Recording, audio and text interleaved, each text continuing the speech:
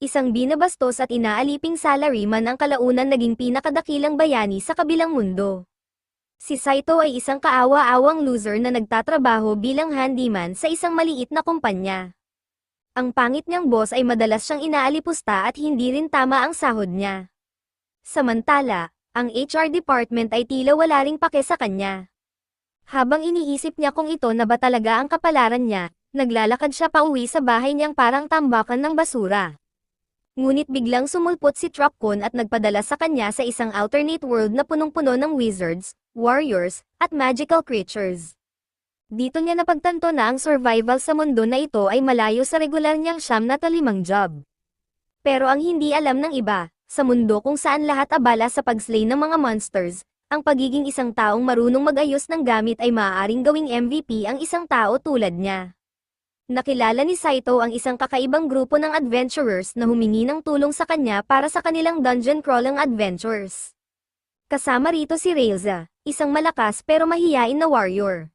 Sila Fanpan, isang maliit pero makulit na fairy healer na medyo madamat pagdating sa paggamit ng kanyang magic. At si Morlock, isang matandang wizard na sobrang powerful pero laging nakakalimutan ang spells niya habang ginagamit ang mga ito.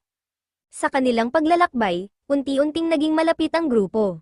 Ang handyman skills ni Saito ay naging napakahalaga, mula sa pag-unlock ng treasure chests, pag-aayos ng gear, hanggang sa pag-organize ng kanilang mga gamit para sa paglalakbay. Unti-unting napagtanto ng lahat kung gaano kahalaga si Saito sa kanilang team.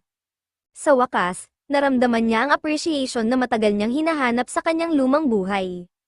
Isang araw, dumating ang isang kalbong conman at binentahan ang batang babae na may-ari ng town shop ng isang junk blade na wala namang silbi.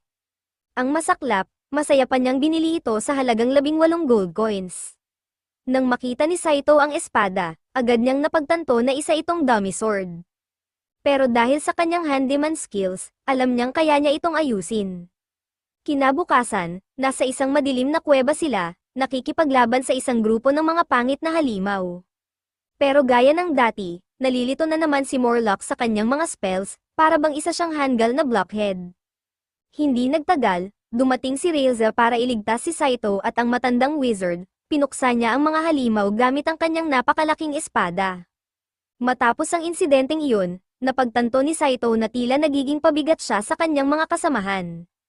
Iniisip niyang ang utak niya, na sanay lang sa pagiging handyman, ay walang silbi sa kakaibang mundo na ito kung saan kailangan ng magic para mabuhay.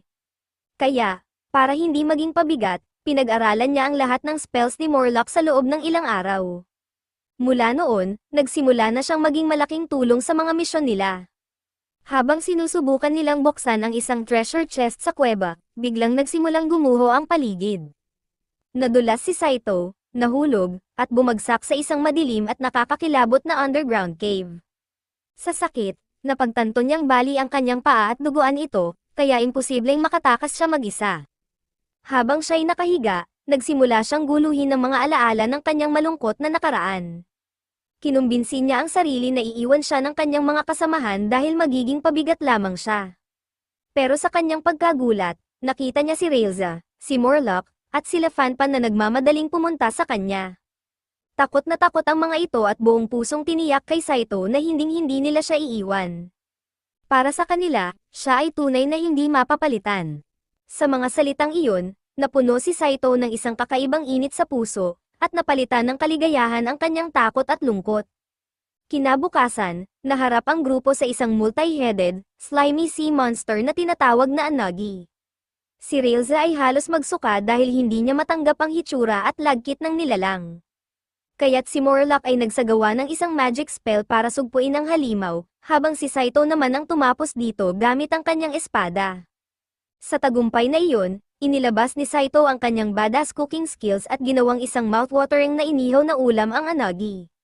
Nang tikman ito ng wizard at ng fairy, sila ay sobrang namangha sa hindi kapani-paniwalang lasa ng luto ni Saito. Matapos ang laban, sinubukan nilang kumbinsihin si Railza na tikman ang nilutong Anagi. Sa unay nag-aalangan siya, pero sa huli ay napilit din siya ng grupo. Sa unang kagat pa lang, pakiramdam niya ay para siyang dinala sa paraiso.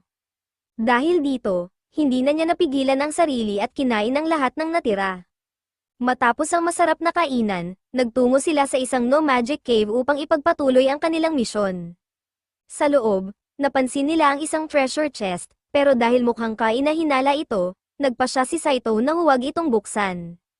Pagkalipas ng ilang sandali, may isa pang chest na nakita, at ginamit ni Saito ang kanyang tools para alisin ito mula sa mga bitag na bakal. Ngunit sa pagbukas niya, isang mabahong berdeng likido ang tumapon sa armor ni Railza, at natunaw ang bakal, na nag-iwan ng kanyang curvy na katawan na nakikita ng lahat. Habang nagpapahinga sila sa paligid ng campfire, biglang nakaramdam ng matinding sakit sa likod si Morlock. Agad siyang nagmakaawa kay Lafanpan na gamutin siya gamit ang magic, pero matigas ang ulo ng makasariling fairy. Humingi siya ng isang gold coin bilang kapalit, dahil walang pera si Morlock matapos itong matalo sa pagsusugal, si Saito ang nagboluntaryong magbayad para sa kanya. Kinabukasan, tinanong ni Saito si Railza kung bakit laging mukhang makasarili si Lafanpan. Sa halip na sumagot, dinala siya ni Railza kay Lafanpan, na nag-aalay ng gold coin sa buwan. Sa kanyang pagtataka, tinanong ni Saito kung ano ang ginagawa niya. Doon isiniwalat ni Railza ang malungkot na kwento ng mga Moonlight Fairies. Ayon kay Railza, si Lafanpan ay kabilang sa mga Moonlight Fairies, na dating naninirahan sa buwan. Sa kabila ng kanyang magandang pangalan, ang kanyang lahi ay isinumpa ng Diyosa ng buwan. Kung hindi sila mag-aalay ng gold coins, unti-unting lumiit ang kanilang mga katawan hanggang sa maging wala na silang silbi. Noon, ang Moonlight Fairies ay masaya sa kanilang buhay sa buwan, ngunit dahil sa matinding selos ng Diyosa, isinumpa niya ang mga ito at pinalayas pababa sa lupa. Pagkarinig ng kwento ni Lafanpan, inalok ni Saito na sagutin ang utang ng fairy gamit ang sarili niyang ipon. Ngunit sinabi ni Railza na hindi tatanggapin ni Lafanpan ang alok dahil hindi siya isang freeloading hoarder. Kinabukasan, muling nagbukas si Saito ng isang treasure chest, pero sa kanyang pagkagulat, ito pala'y isang teleportation trap. Bigla silang naitulak ni Railza papunta sa pinakailalim na palapag ng Great Labyrinth. Ang wizard at si Lafanpan ay hindi naapektuhan ng bitag dahil immune ang kanilang katawan sa magic. Biglang lumitaw ang isang napakalaking iron golem sa kanilang harapan. Agad na sinabi ni Railza kay Saito na manatili sa likod niya at tumakas kung lumala ang sitwasyon. Sumugod si Railza gamit ang kanyang majestic sword, pero mabilis siyang tinabig ng golem. Sugatang-sugatan, sinabi niya kay Saito na tumakbo na. Pero sa halip, tumalon si Saito papunta sa golem at ibinuhos ang likidong nagbabagang metal dito bilang huling hakbang para mapabagsak ito.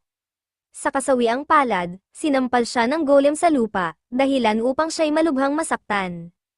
Habang desperadong ginigising ni Railza si Saito, naramdaman niyang paubos na ang oras. Sa gitna ng kanyang pag-aalala, nakiusap siya sa wizard at kay Lafanpan na gamitin ang kanilang magic para iligtas si Saito. Bigla niyang naalala ang isang life-saving potion na minsang ibinigay sa kanya ng wizard, ang tinatawag na Drop of Life. Walang pag-aatubili, binuhos niya ito sa kanyang bibig at hinalikan si Saito upang maipasa ang potion sa kanyang bibig at pagalingin ang kanyang mga sugat. Makaraan ng ilang sandali, nagising si Saito at nakita ang wizard, si Lafanpan, at si Railza na balisa at sabik na naghihintay sa kanya. Tumalon si Lafanpan sa tuwa at sinabing si Railza ang nagligtas sa kanya, na nagpaiyak at nagpahiya kay Railza hanggang sa mamula siya ng husto. Kinabukasan, dinala ni Lafanpan si Saito sa isang tour ng kakaibang mundo kung saan siya napadpad. Una nilang pinuntahan ang Marriage Consultancy Office, na ikinagulat ng husto ni Saito. Hindi niya inakala na maging sa isang magical world, may mga opisina rin para sa mga arranged marriages. Sinabi ni Lafanpan na itago na lang ang kanyang gulat, dahil maraming mind-blowing things sa kaharian na magpapanganga sa kanya. Sinabi ni Lafanpan kay Saito na ang kanilang kaharian ay medyo mapayapa, at ang dami ng mga sandata at magic na maaaring gamitin ng kahit sino ay lumaki ng husto. Dahil dito, nagkaroon ng maraming pagbabago, lalo na para sa mga kababaihan, na ngayon ay may mas malawak na oportunidad na magpunta sa mga adventures. Gayunpaman, dahil halos wala ng treasure sa labyrinth, nabawasan ang kita ng mga lalaki, kaya't mas naging mahirap ang pag-aasawa. Bigla niyang tinanong si Saito na sumilip ulit sa Marriage Consultancy Office, at laking gulat niya nang makita ang kanilang matandang wizard, si Morlock, na naghahanap ng magiging asawa. Hindi nagtagal, dumating si Railza at hinayla siya palayo, na para bang isang galit na nanay. Napabuntong hininga naman ng ginhawa ang marriage consultant lady. Ipinaliwanag nila Fanpan kay Saito na dahil sa pag-unlad ng remedy magic, tumaas ang bilang ng matatanda sa populasyon. Dahil dito, ang kakulangan ng mga tagapag-alaga ay naging malaking sakit ng ulo sa kaharian. Sa kanilang susunod na misyon, bumalik sila sa kuweba at doon nakatagpo ng isang temptation fairy, na kilala sa kanyang kaakit-akit na hitsura. Habang papalapit si Saito, bigla siyang inatake ng fairy gamit ang isang spell na nagpatindi ng kanyang damdamin para dito. Ang dating mahiyain na Saito ay biglang nagbago, naging mapangahas at tila baliw na baliw sa fairy. Nanlaki ang mata ni Reza habang pinapanood ang kanyang crush na nahuhulog sa bitag ng isang halos hubad na fairy. Nagmumula ang galit sa loob ni Reza, at puno ng determinasyon, sinugod niya ang fairy habang hawak ang kanyang espada. Isang kakaibang puot ang bumalat sa kanya habang walang takot niyang inatake ang fairy. Natakot para sa sariling buhay, umiwas ang temptation fairy sa bawat hampas ni Reza. Dahil sa walang tigil na pag-atake ni Reza, napilitan ang fairy na tumakas. Ngunit ang spell na inihagis niya kay Saito ay nananatili pa rin. Ang enchanted na Saito ay biglang nakaramdam ng matinding atraksyon kay Reza at nagsimulang lumapit sa kanya. Habang papalapit si Saito, umiwas si Reza ng may kaba, hindi alam kung ano ang gagawin. Unti-unti siyang lumalapit sa mukha ni Reza, tila handang halikan siya, ngunit biglang sumulpot sila Fanpan at binali ang spell. Sa wakas, napalaya si Saito mula sa impluwensya ng fairy. Pero hindi pa natatapos ang tensyon, biglang nakita nila si Morlock, ang kanilang wizard, na nakahawak kamay sa temptation fairy. Nag-alala si Saito, iniisip na baka nadala na rin ang matanda sa spell ng fairy. Ngunit kalmadong sinabi ni Reza na walang dapat ipag-alala, immune sa magic si Morlock, at tiyak na tatanggihan din siya ng fairy. Ngumiti pa si Reza at pabirong tinawag ang wizard na isang matandang hakluban na nagpatawa kay Saito. Habang naglalakad, nakaharap sila sa isang bitag kung saan ang sinumang nakasuot ng metal armor ay tatamaan ng kidlat. Tinanong ni Saito kung maaari ba silang makalusot, pero delikado ito kay Reza dahil sa kanyang metal armor. Sinabi ni Morlock na tanggalin muna ni Reza ang armor niya para magamit ang magic sa paglilipat nito sa bitag. Nag-aalangan si Reza dahil ang suot niya sa ilalim ng armor ay masyadong nakalantad, at hindi siya komportable. Agad namang hinubad ni Saito ang kanyang shirt at inalok ito kay Reza bilang pansamantalang suot. Ngunit sa pagtawid nila, ang wizard mismo ang tinamaan ng kidlat dahil, tulad ng dati, nakalimutan niya ang tamang spell. Napailing na lang ang lahat habang nakatingin sa masunog-sunog na Morlock. Pagbalik nila sa kanilang tinutuluyang kwarto, nakakita si Saito ng isang kakaibang libro na may kalaw-angin na kandado. Ginamit niya ang kanyang handyman skills para buksan ito. Sa pagbukas niya, isang compartment ang naglalaman ng isang bulok na kabute. Biglang dumating si Morlock at ipinaliwanag na ang kabuteng ito ay tinatawag na Kakiman Root Mushroom, isang delicacy na sobrang bihira at mahalaga. Sinabi ni Morlock na itinago niya ito noon pa para walang makuha nito. Kinuha niya ang kabute at inamoy ito ng parabang adik, sabay sinabing ito ay maladyos sa sarap. Bigla namang sumugod si Reza at sinabing gusto rin niya ng parte sa mushroom, dahilan para maisip ni Saito na napapaligiran siya ng mga mushroom maniacs. Isang araw, sa kanilang misyon na pumatay ng dragon, aksidenteng nabasag ni Saito ang kanyang paboritong wire cutter tool habang tinatanggal ang bigete ng patay na dragon. Malungkot siyang napaupo, at tinanong siya ni Reza kung kaya niya itong ayusin. Pero dahil hindi siya isang blacksmith, umiling lang si Saito. Nakikita ang lungkot sa mukha niya. Iminungkahi ni Morlock na pumunta sila sa isang kakilala niya, si Donen, ang tanyag na dwarf na kilala bilang The Man Who Hears the Voice of Steel. Ikinwento ni Morlock na si Donen ay isang bihasang panday na kayang gumawa ng kahit ano, mula sa armor para sa maliliit na tao hanggang sa shields para sa higanti. Ngunit nagretiro na ito dahil sa mga customer na hindi nagbabayad ng maayos at palaging nagrereklamo sa presyo ng kanyang mga gawa.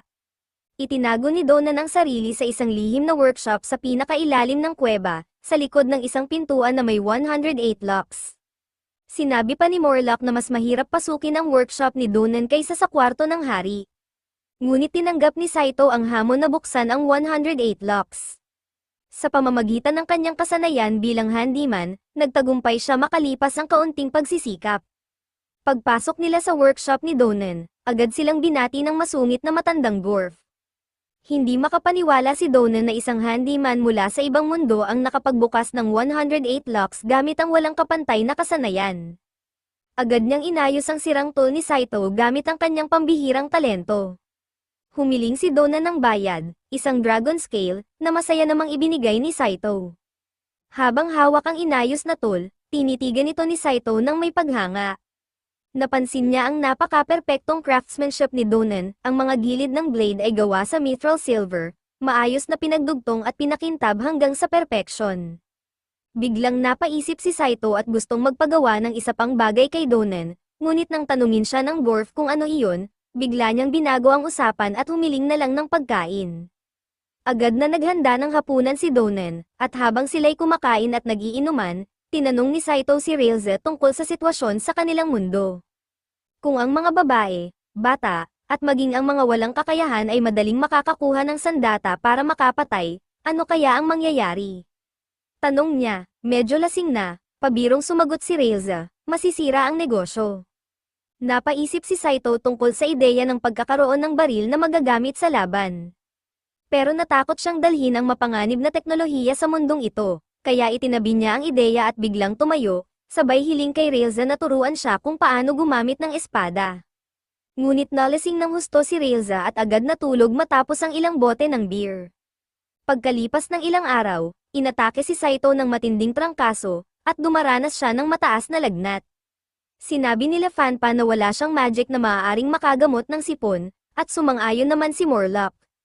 Pinayuhan siya ni Railza na magpahinga na lamang habang tatutok sila sa mga trabahong pumatay ng monsters. Humingi ng paumanhin si Saito sa kanya, sabay sabi na wala rin naman siyang silbi sa labanan. Hindi niya alam, malaki ang naiambag niya sa kanilang grupo. Tumulong siya kay Morlock sa mga magic spells, sinuportahan sila Fanpan sa laban, at iniligtas pa si Railza mula sa Iron Giant Monster. Ang iba't ibang uri ng suporta ni Saito, mula sa pagiging handyman hanggang sa pagiging tagapag-ayos ng kagamitan, ay mahalaga sa bawat laban. Sa totoo lang, hindi na kayang gumalaw ng maayos ng kanilang grupo kung wala siya. Matagal-tagal na rin, mahigit kalahating taon, mula nang matransport si Saito sa mahiwagang mundong ito. Habang kausap ang tindera ng bayan, isinalaysay niya ang kanyang nakaraan. Sinabi niya na dati siyang empleyado ng isang construction company sa kanyang mundo, pero napakaliit ng sahod niya at wala siyang natatanggap na respeto. Nang subukan niyang kausapin ang boss niya tungkol dito, agad siyang tinanggal sa trabaho, parang wala lang. Nalulungkot, naisip niya na baka habulin siya ng boss niya at pilit siyang pigilin, pero wala ni isa man ang gumawa nito. Habang pauwi, punong-puno ng sama ng loob, naisip niyang hindi na mahalaga kung mamatay siya.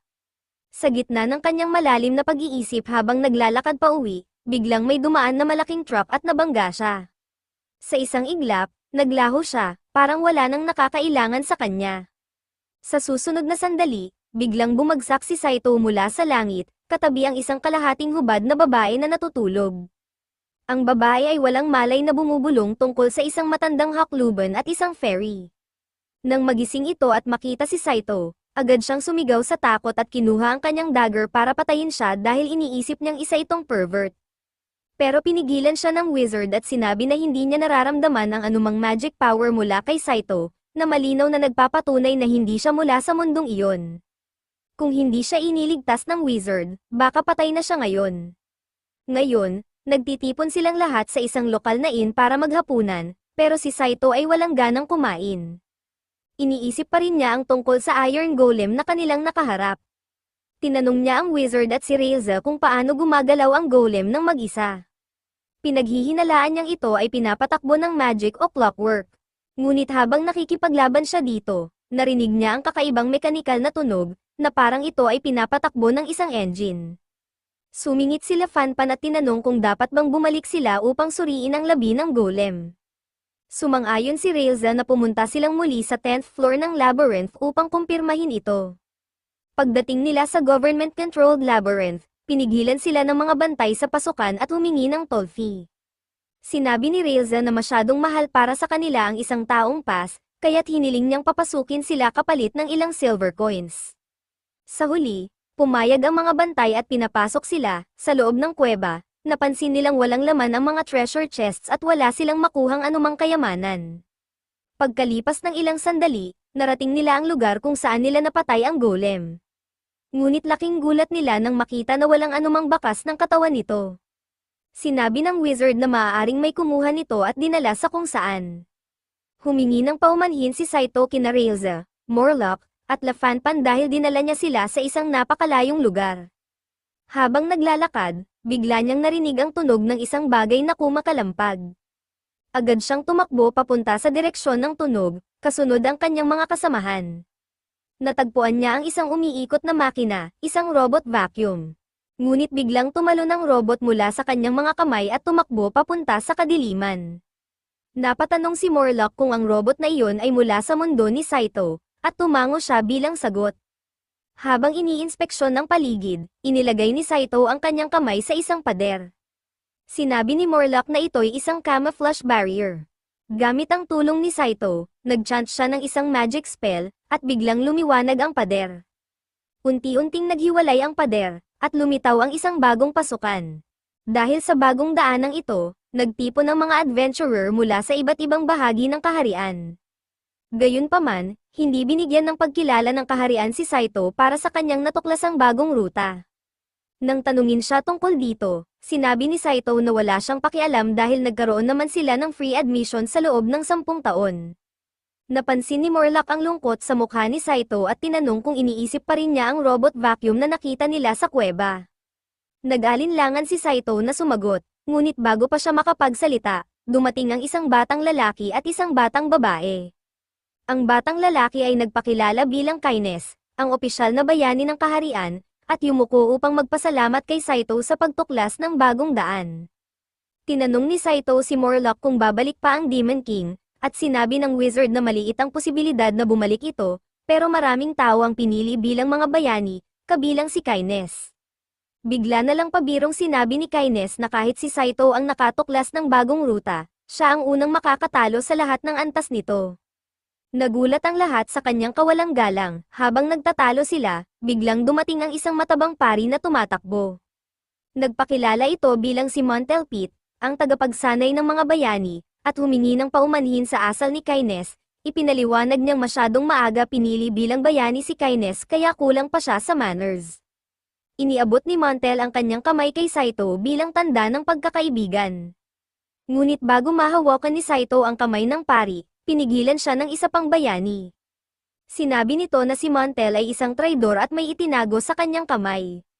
Napatingin si Saito sa paligid at nakita ang maraming mga sundalo at adventurer na nakahandusay sa lupa, umiinda ng sakit at hindi makagalaw. Napagtanto nilang ang balak ni Montel ay nabunyag na. Dahil natakot, mabilis na tumakbo si Montel palayo. Nagpasalamat si Saito sa estrangherong nagligtas sa kanya. Napansin naman ni Railza na ang estranghero ay isang fighter elf na may mga kamay na gawa sa bakal.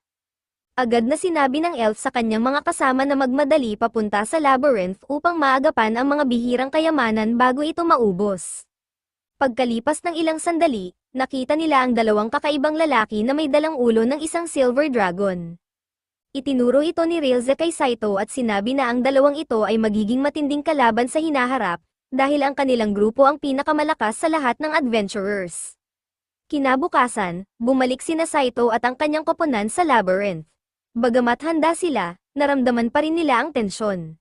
Maingat silang naglakad sa madidilim na daanan, tahimik ang bawat hakbang habang nakabantay sa mga anino sa paligid.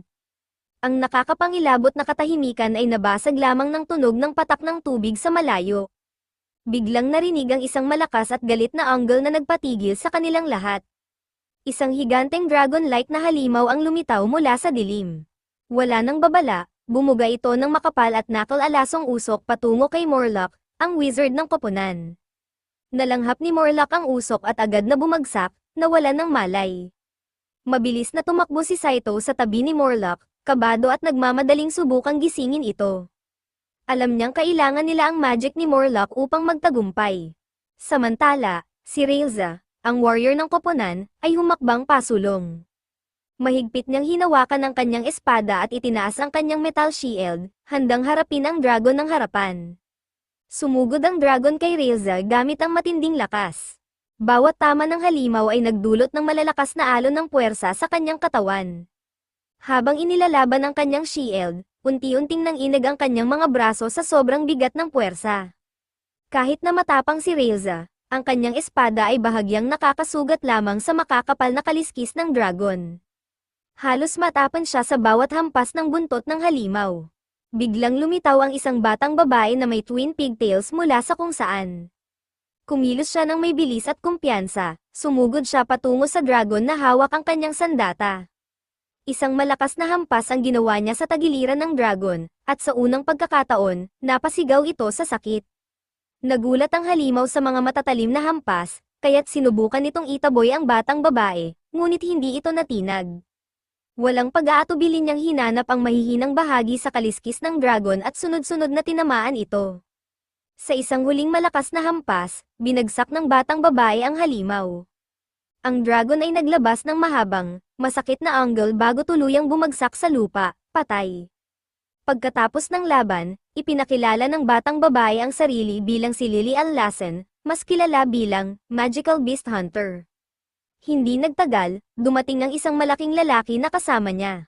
Ipinakilala niya ito bilang si Guyver, isang magician na dalubhasa sa mga kasanayan ng mga magnanakaw. Inanunsyo nila na naroon sila upang kunin ang kayamanan. Ngunit nang subukan ni Guyver na buksan ang treasure chest gamit ang kanyang mga tools, sinabi niyang napakahirap nitong buksan. Tinanong ni Saito kung maaari ba siyang sumubok buksan ang treasure chest. Tiningnan siya ni Lily ng may pag-aalinlangan, na para bang minamaliit ang kanyang kakayahan.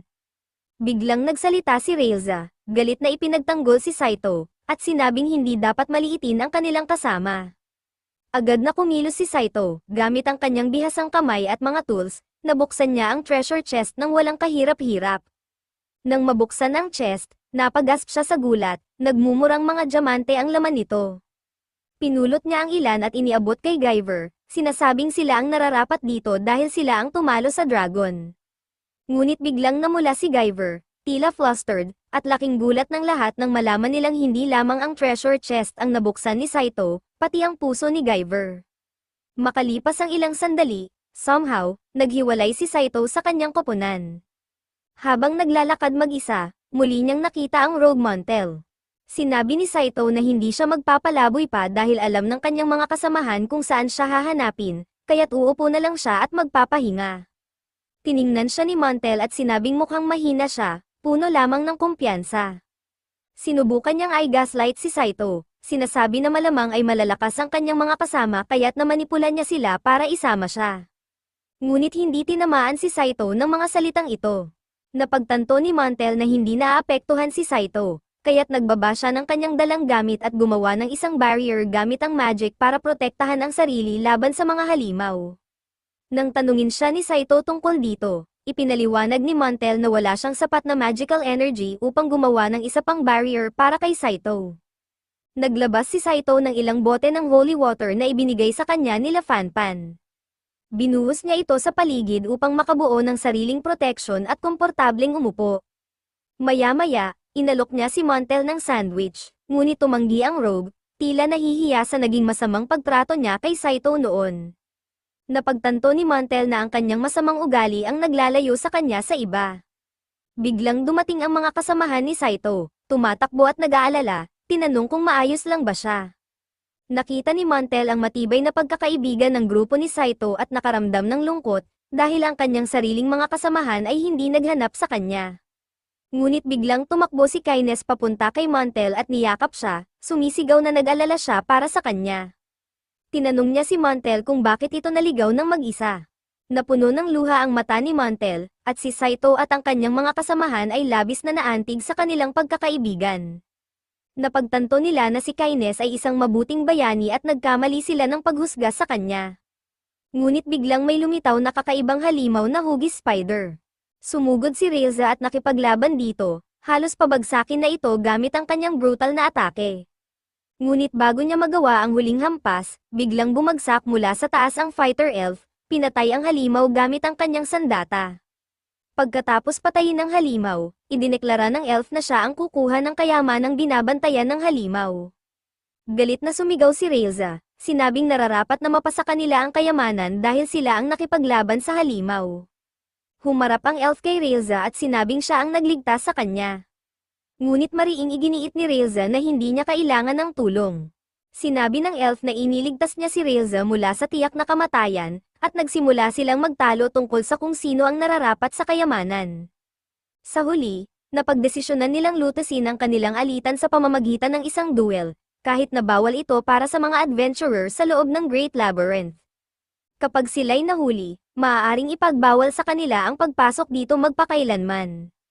Sinabi ng elf na ayos lang sa kanya ang makipag-duel kung may mutual consent. Sinubukan ng kanyang kasamahan na si Ninya na pigilan siya, ngunit hindi siya nakinig at hiningi kay Railza na pumili ng kalaban mula sa kanyang panig. Si Ninya at sila Fanpan ay nagtulungan upang maglatag ng isang pangako na nagsasaad na kahit sino man ang mamatay sa kanilang panig, walang magiging sama ng loob. Pagkatapos maitatag ang magical seal, naghanda na si Railza at ang elf para sa laban. Habang pinapanood ni Saito mula sa gilid, nalilito siya sa kakaibang prinsipyo ng mga mandirigma, ngunit wala siyang magawa kundi ang panoorin sila.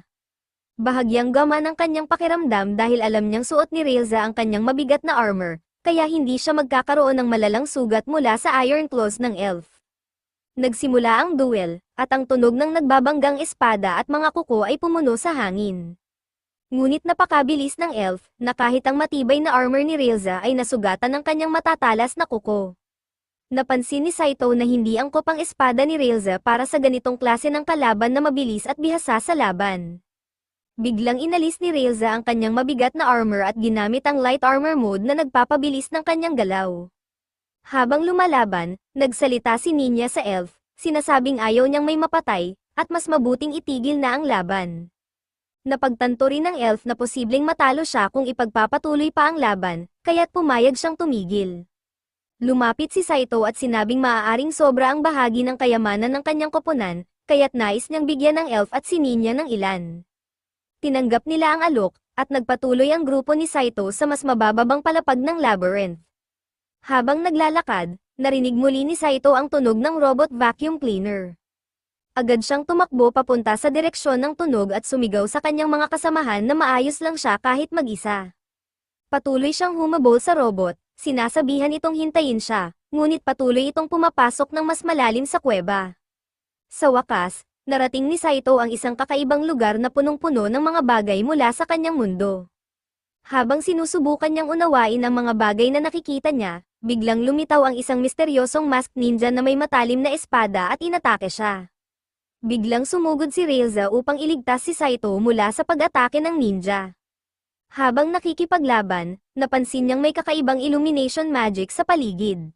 Nagtaka siya kung bakit napakaliwanag, gayong ang kakayahan ng isang ninja ay manatili sa dilim. Ngunit biglang tumapak ang ninja sa anino ni Railza, at ang katawan niya ay hindi na makagalaw, parang nakapako siya sa lupa. Habang papalapit ang ninja upang atakehin siya, dumating ang blacksmith dwarf at nagpakawalan ng isang palaso na tumama sa ninja. Samantala, sinimulan ni Leona na harapin ang kasamang fairy ng ninja upang pigilan ang illumination magic nito. Hindi nagtagal, nagchant ang dwarf ng isang magic spell na nagdulot ng malalakas na pagsabog sa loob ng kuweba. Napilitang tumakas ang ninja sa takot na mahuli, ipinaliwanag ng dwarf na ang ninja na iyon ang nasa likod ng lahat ng mga lihim na pag-atake sa mga adventurer. Nang makita niya si Morlock, agad siyang yumuko bilang paggalang at sinabi na matagal na niya itong hinahanap. Nagulat si Morlock nang tawagin siyang Master ng dwarf, at sinagot niya na hindi siya tumatanggap ng lalaki bilang estudyante. Kalma namang ipinaliwanag ng dwarf na matagal na mula nang mawala ang alaala ni Morlock, ngunit siya ang tanyag na magician sa isang lupaing malayo sa silangan. 20 taon na ang nakalipas, iniwan niya ang lugar na iyon upang magsagawa ng paglalakbay sa paghahanap ng forbidden magic at hindi na muling bumalik. Sinabi pa ng dwarf na nakita niya si Morlock sa pasukan ng Great Labyrinth at matiyag ang naghintay ng pagkakataong makausap siya. Tinanong ni Railza si Morlock kung nakalimutan na nito ang kanyang nakaraan, at sumagot ang wizard na maliban sa kanyang pangalan at magic, halos wala na siyang maalala.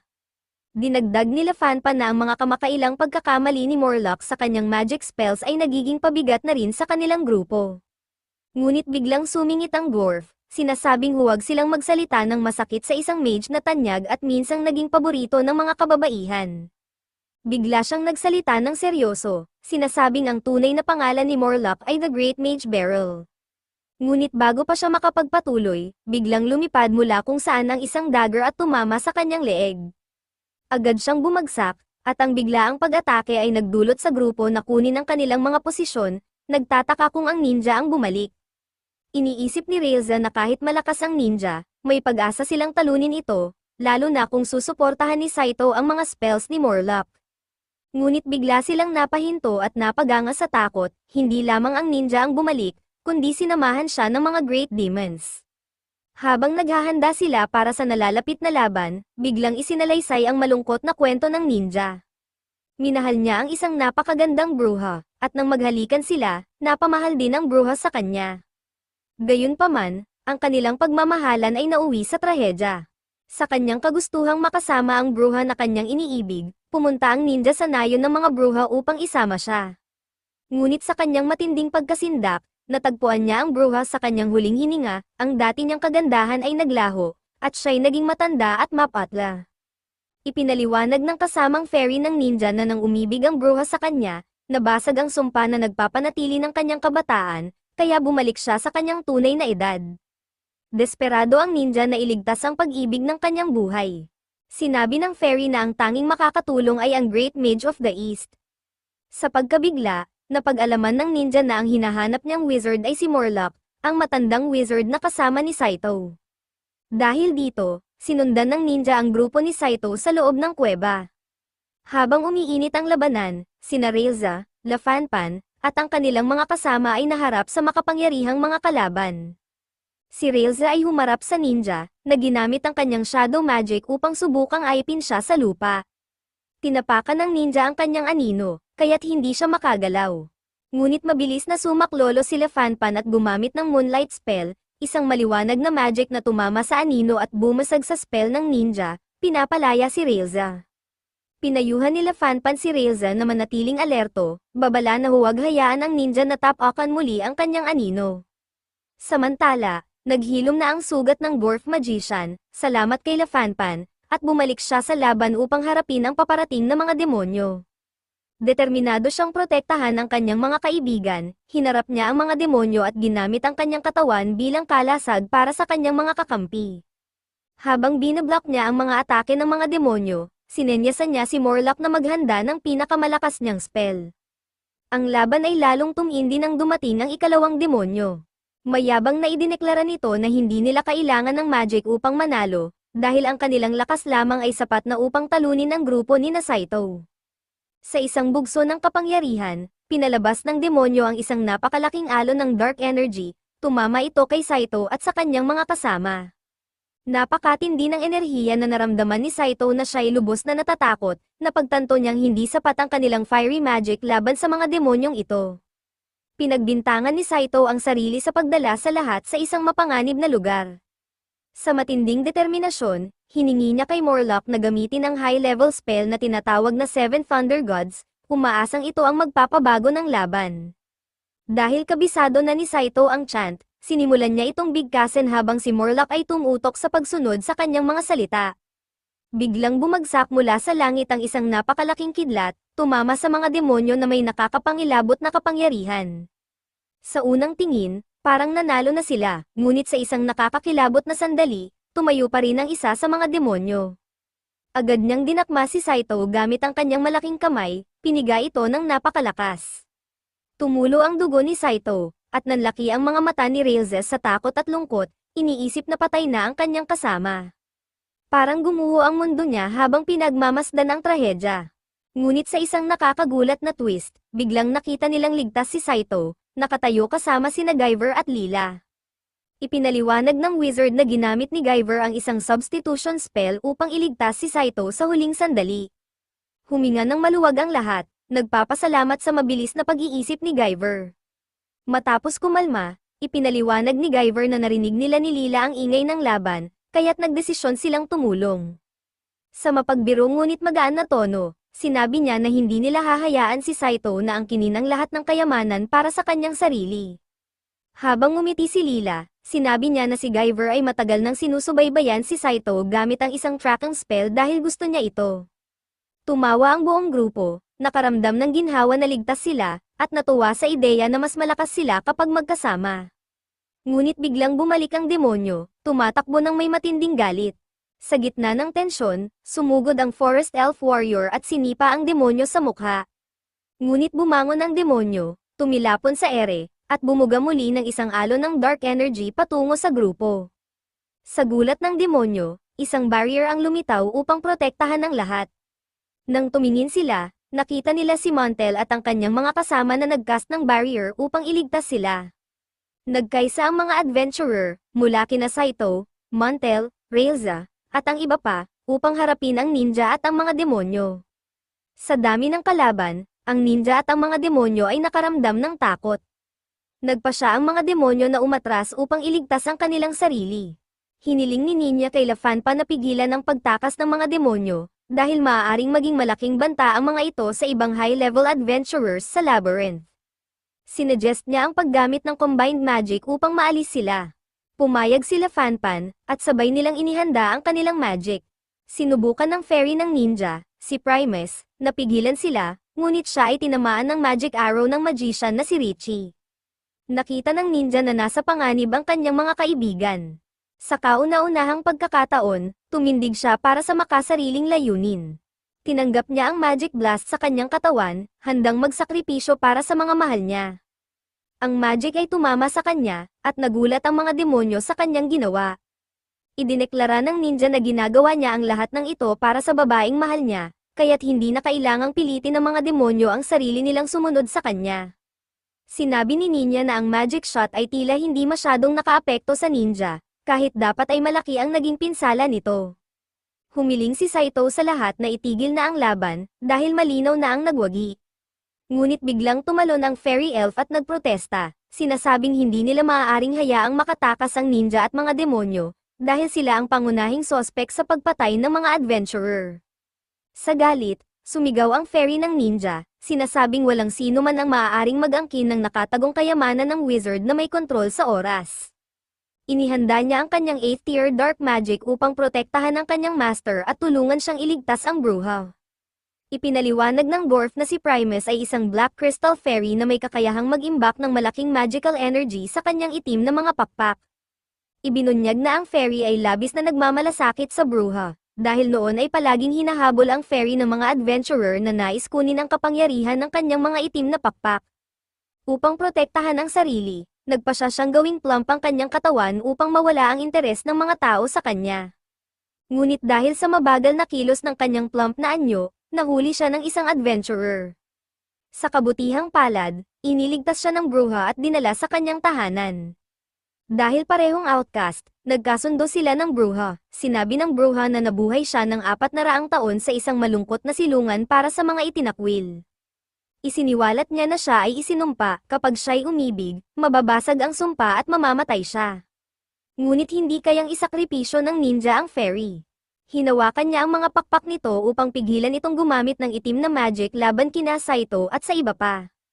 Sumigaw ang fairy, hinihiling sa ninja na punitin ang kanyang mga pakpak upang palayain ang kanyang magic. Ngunit hindi magawa ng ninja ang hinihiling nito. Sa huli, gamit ang kanyang telekinesis, kinuha ng fairy ang 2 dagger at sinaksak ang kanyang sariling mga pakpak.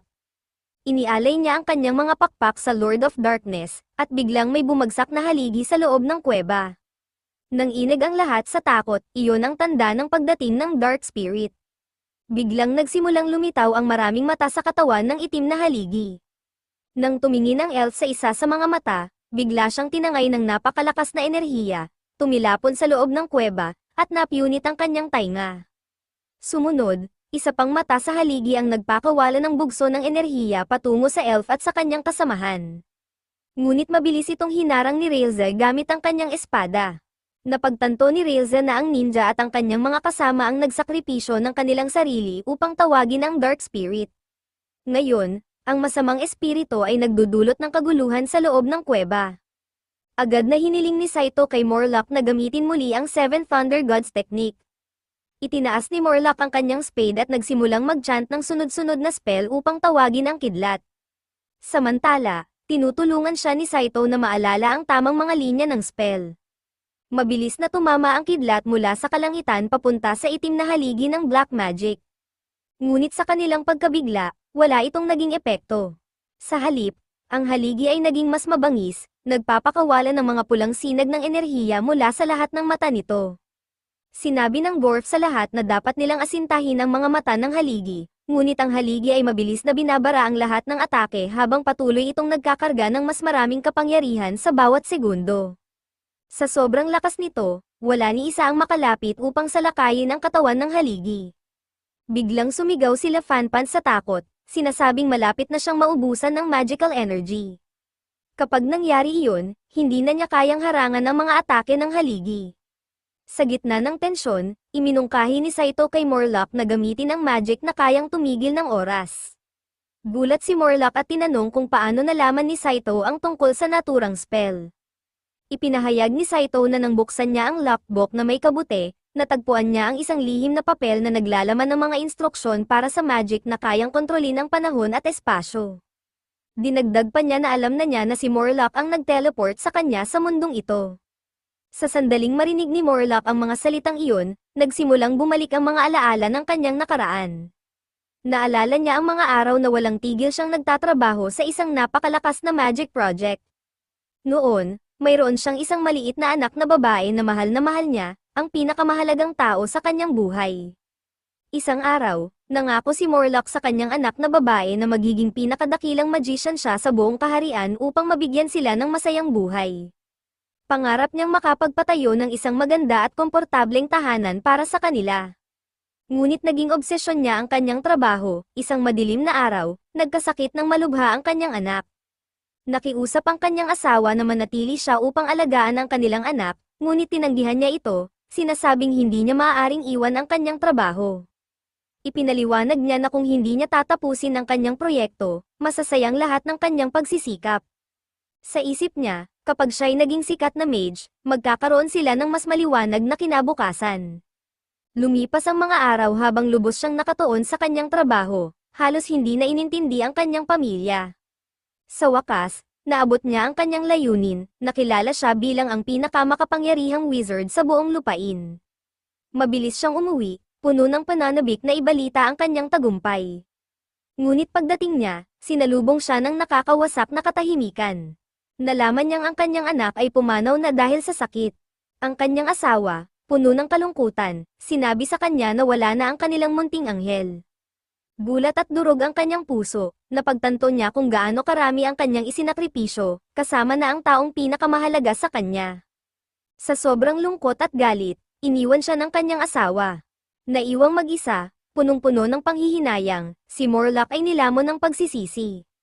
Sa isang bugso ng galit, sinira niya ang kanyang mga aklat ng mahika, isa-isa. Ngunit biglang napansin niya ang isang kakaibang sinaunang aklat.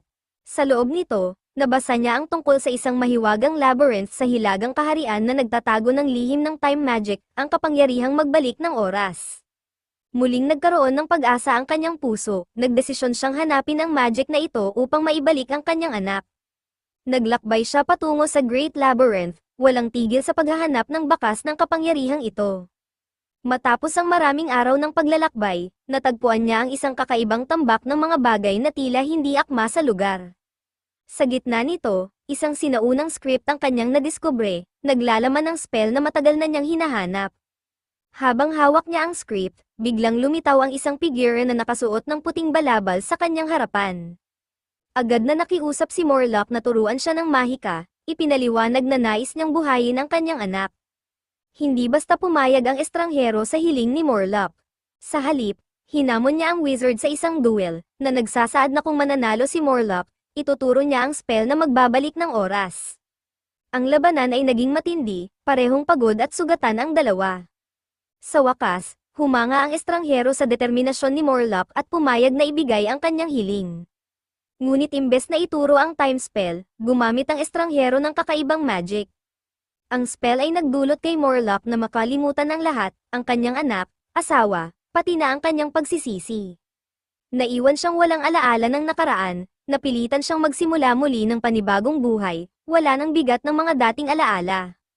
Sa huli, nawala kay Morlock ang lahat ng mahalaga sa kanya, naiwan na lamang siya sa isang blankong slate at bagong simula.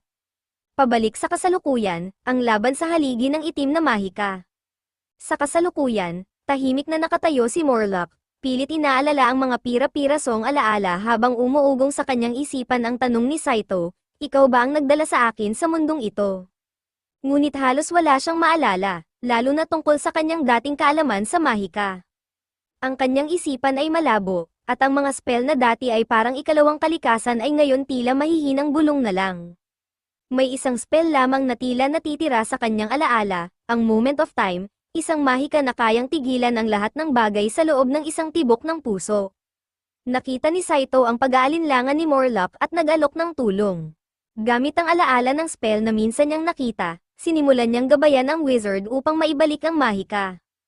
Habang inihahanda nila ang spell, nagpadala ang dwarf ng telepathic na mensahe sa grupo, ipinaliwanag ang plano. Ang mahika ng kanyang master ang magsisilbing nakatagong kalamangan. Sinabi niyang kailangan lang nilang panatilihing bukas ang mata ng haligi hanggang matapos ang spell ng wizard. Nagkaisa ang grupo, bawat isa ay ginamit ang kanilang natatanging kakayahan upang pigilan ang haligi mula sa karagdagang kaguluhan. Ang forest elf ang nanguna, inutusan si Railza na protektahan sina Guyver at Ninya habang siya ang tumutok sa pagpapanatiling bukas ng mata ng haligi, ginagamit ang bawat pagbuga ng enerhiya nito bilang pagkakataon. Sa bawat pagsabog, nanatiling bukas ang mata, binibigyan ng oras sina Morlock at Saito na magpatuloy sa pagchant. Ngunit biglang sumiklab ang sakuna, tinamaan sila Fanpan ng isang sinag, dahilan upang mawalan siya ng balanse at hindi na makilahok sa laban. Lalong naramdaman ni Morlock at Saito ang pangangailangan na magmadali. Alam nilang kailangan nilang tapusin ang spell bago masaktan pa ang kanilang mga kasama. Tumalon sina Montel at ang kanyang mga estudyante upang takpan ang wizard, lumilikha ng isang depensa upang protektahan siya habang nagchochant. Habang tumitindi ang tensyon, bawat isa sa grupo ay nakikipaglaban ng matindi upang mapanatili ang harapan. Dahan-dahan ngunit may kahirapan, nabuo ni Morlock ang huling linya ng spell. Sa wakas, natapos niya ito, isang kakaibang katahimikan ang bumalot sa paligid. Biglang tumigil ang lahat ng bagay, ang mundo ay nagyelo sa oras, tulad ng ipinangako ng spell. Nagulat si Morlock habang tinitingnan ang nakapaligid sa kanya. Parehong mga kaibigan at kalaban ay nasa gitna ng aksyon, nakapirmi sa ere, parang mga estatwa. Ngunit habang pinagmamasdan niya ang tanawin, isang alon ng kalituhan ang bumalot sa kanya. Gumana ang spell, ngunit nag-iisa siyang gumagalaw sa katahimikan. Naalala niya na mayroon lamang siyang 100 segundo upang kumilos, ngunit nagsimula siyang mag-zone out, iniisip kung ano ang dapat niyang gawin. Habang tumatakbo ang bawat segundo, tila nawawala ang kanyang focus, naiwan na lamang ang tahimik na mundo sa kanyang paligid.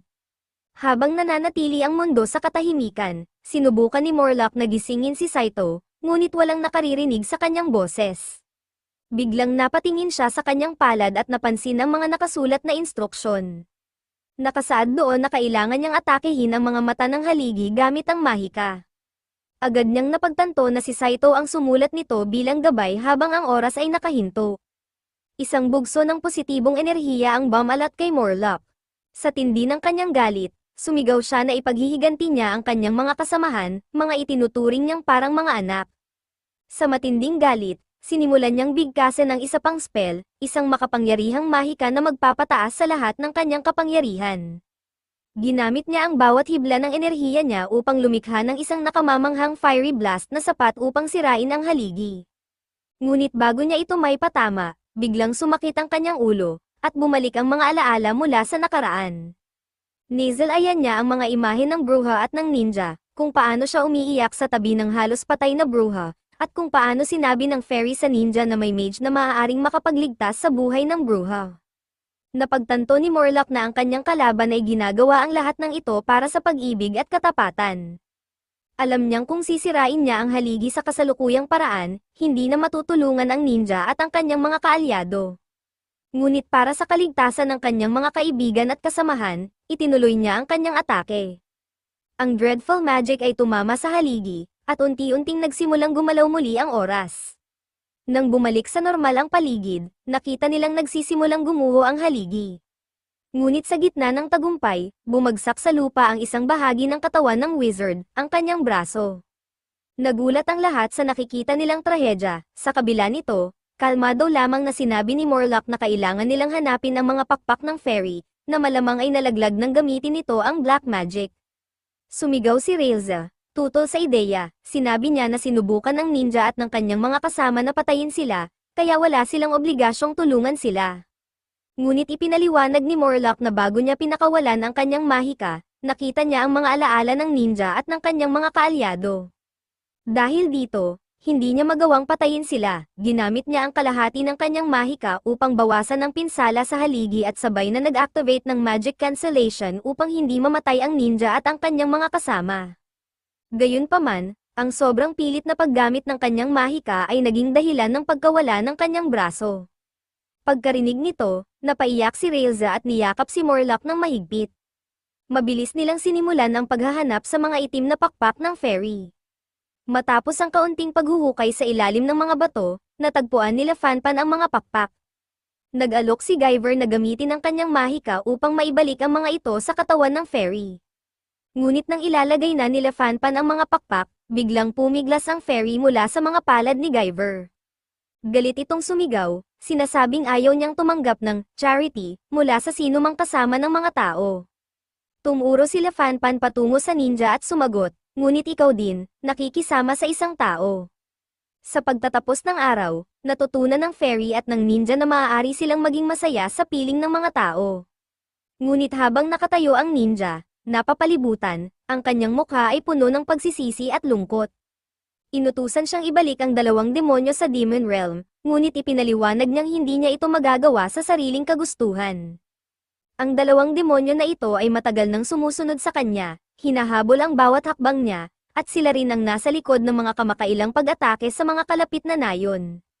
Sa wakas, inamin ng ninja ang kanyang kasalanan at nagsabing tatanggapin niya ang anumang parusa, kahit pakamatayan, para sa mga kaguluhang kanyang idinulot. Gayunpaman, nakiusap siya na huwag idamay ang fairy at ang dalawang demonyo, umaasang maipoprotektahan sila mula sa mas malaking kapahamakan.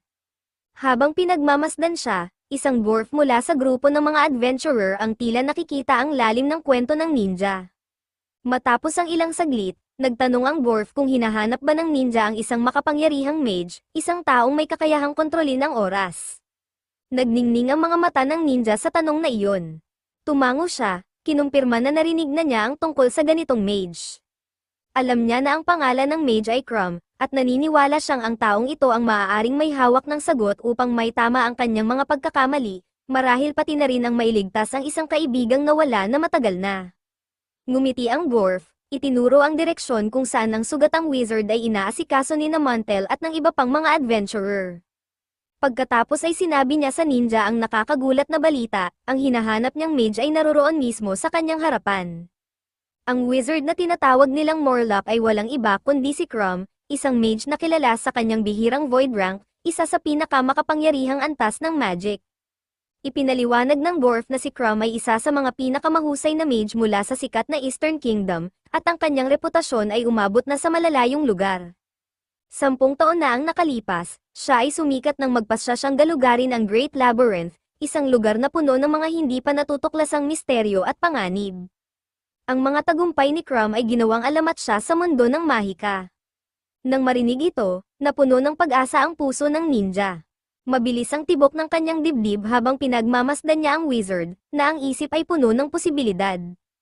Kung kayang kontrolin ni Crumb ang oras, maaaring tulungan siya nitong mailigtas ang isang makapangyarihang bruha na matagal nang nawala, at marahil maibalik ang kanyang matagal nang noalay na minamahal.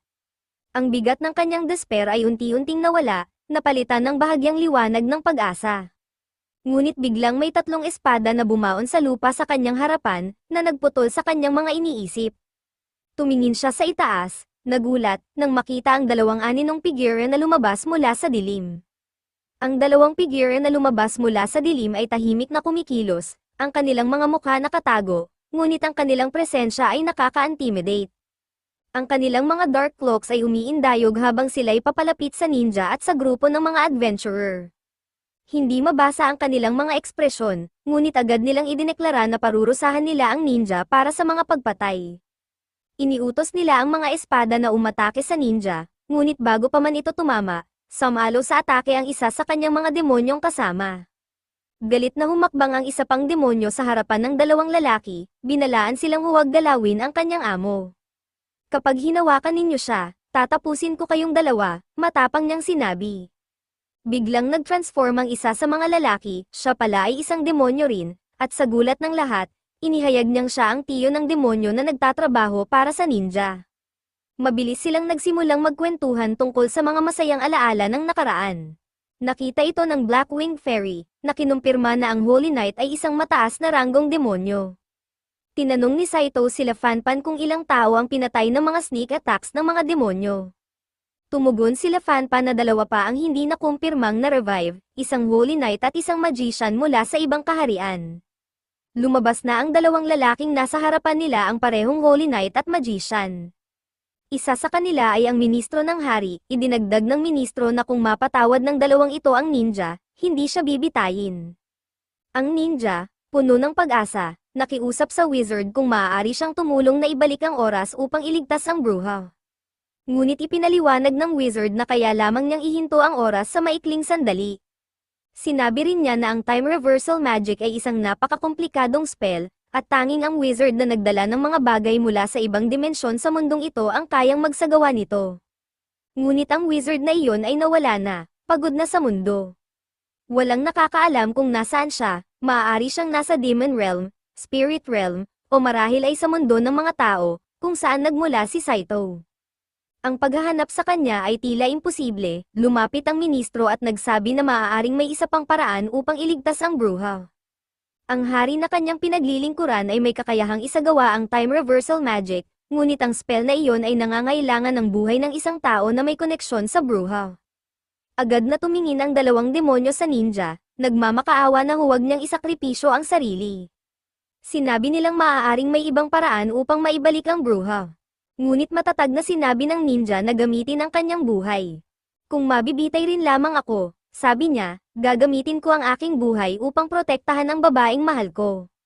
Sumagot ang ministro na ang ninja ay dapat husgahan ayon sa mga batas ng kaharian.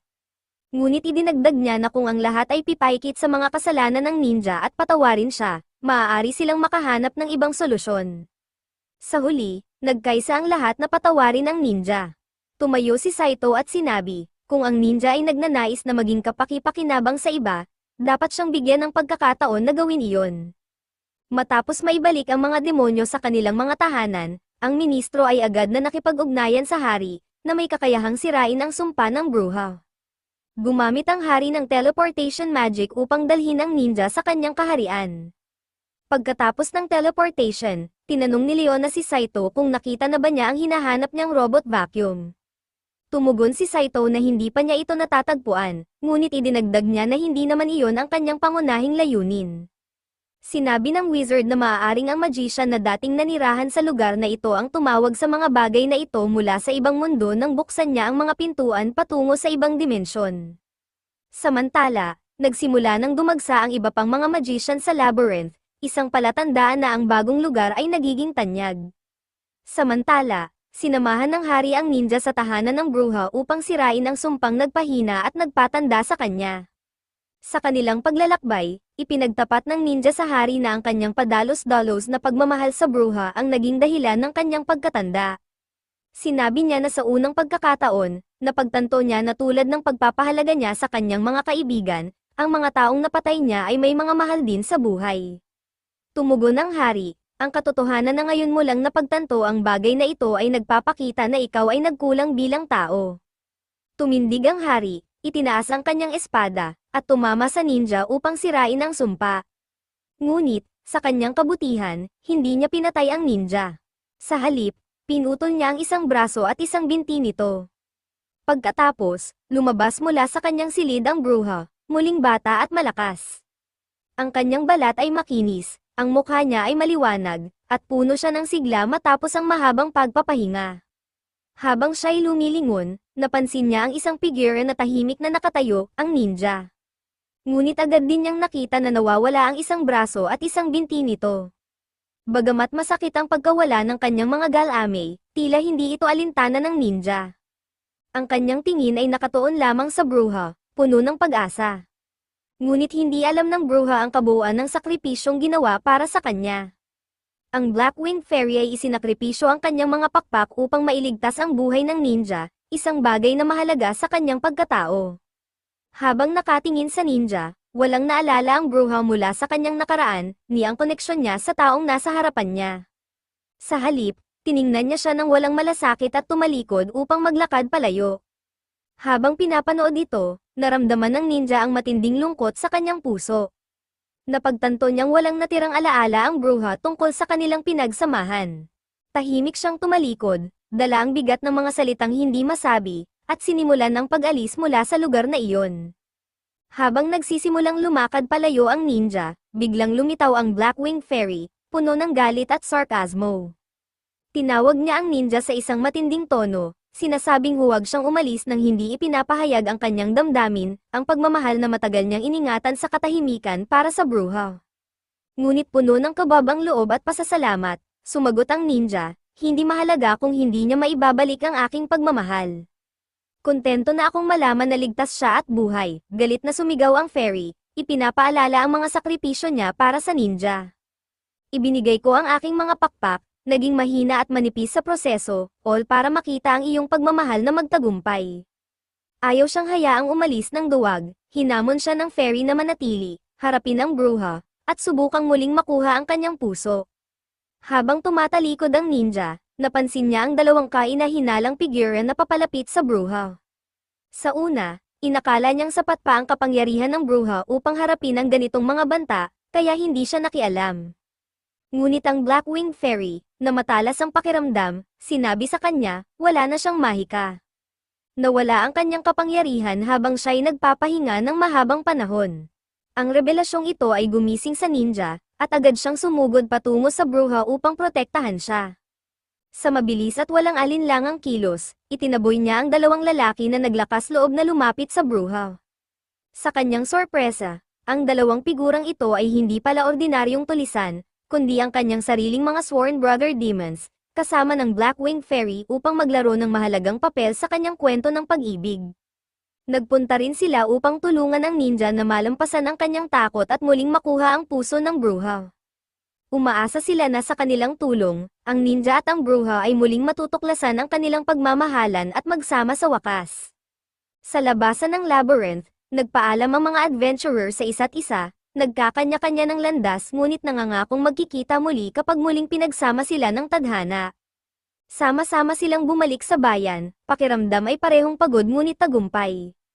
Nagdesisyon silang magpahinga sa isang malapit na inn, isang maaliwalas na lugar na puno ng amoy ng mainit at masarap na pagkain, ang perpektong lugar upang mag-relax matapos ang kanilang mapanghamong pakikipagsapalaran. Sa paligid ng malaking mesa, ibinahagi nila ang kani-kanilang kwento, nagtawanan, at nagpasalamat sa pagkakaibigang nabuo nila sa kanilang pinagsamang pakikipagsapalaran. Habang nag-e-enjoy sa kanilang pagkain, may nagtanong ng tanong na matagal nang nasa isip ng lahat, paano nga ba nagawa ng mahiwagang wizard na dalhin si Saito sa kanilang mundo? Sa isang malalim na buntong hininga, inamin ng wizard na halos wala siyang maalala tungkol dito.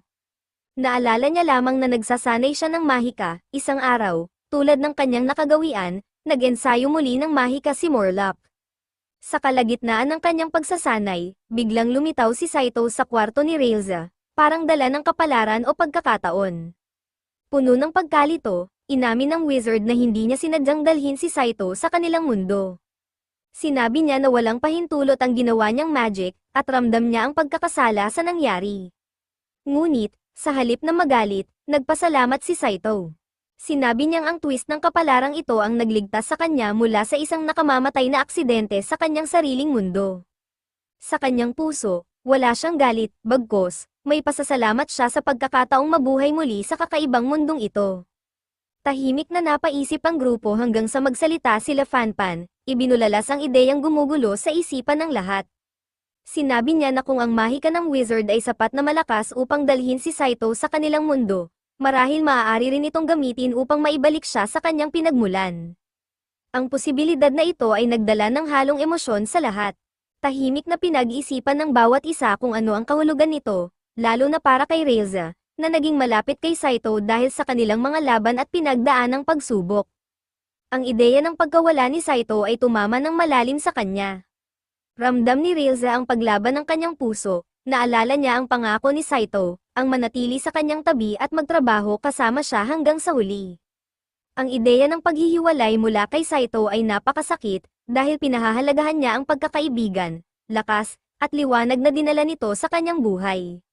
Sinabi pa niya na ang kanilang grupo ay nagsimulang makilala lamang nang sumama si Saito, at kung aalis siya, muli silang babalik sa dati, isang grupo na walang direksyon.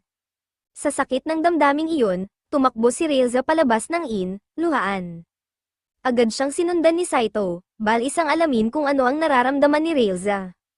Habang nag-aalala ang grupo, nagsimula silang maghanap kay Saito at Reza, nag-aalala na baka may halimaw na nagkukubli sa dilim. Lalo silang nag-alala nang mapagtanto nilang iniwan ni Reza ang kanyang espada.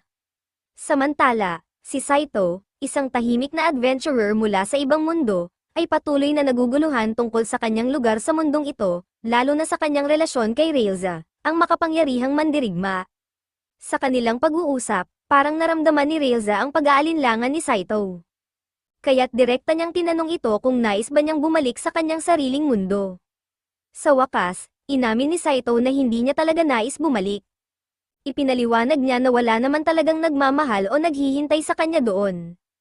Ang kanyang pag-amin ay nagdala ng bigat ngunit nagbigay din ng linaw, na bagamat ibang-iba ang mundong ito, dito niya natagpuan ang mga taong nagpapahalaga sa kanya.